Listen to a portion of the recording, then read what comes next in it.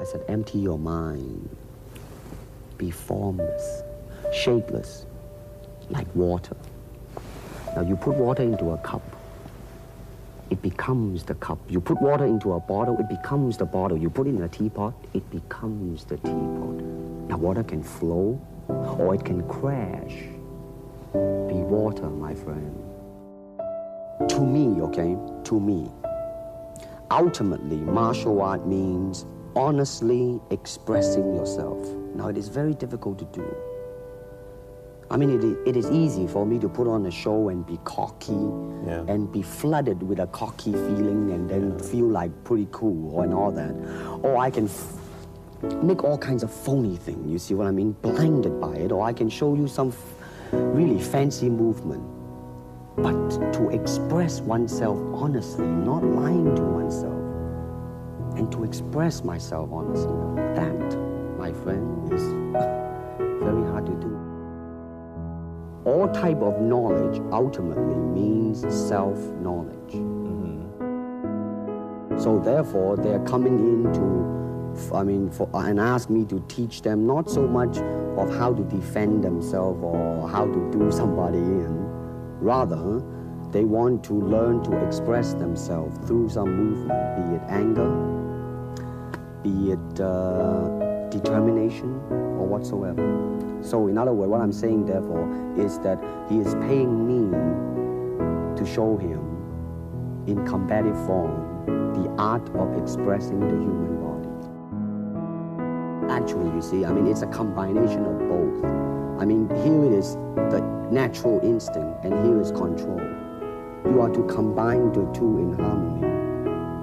Not, if you have one to the extreme, you will be very unscientific.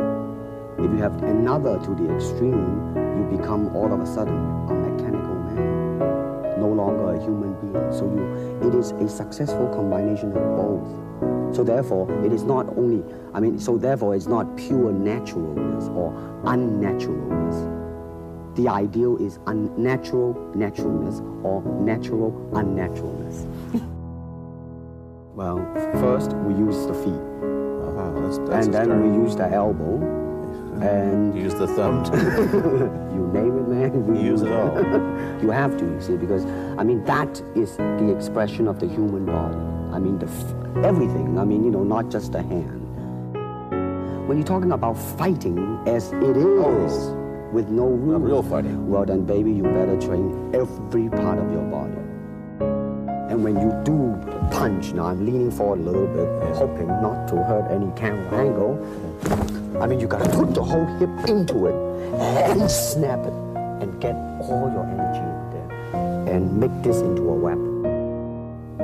You see, actually, I do not teach, karate because I do not believe in styles anymore. I do not believe that there is such thing as like a Chinese way of fighting or the Japanese way of fighting or whatever way of fighting, because unless human beings have 3 arms and 4 legs, we will have a different form of fighting.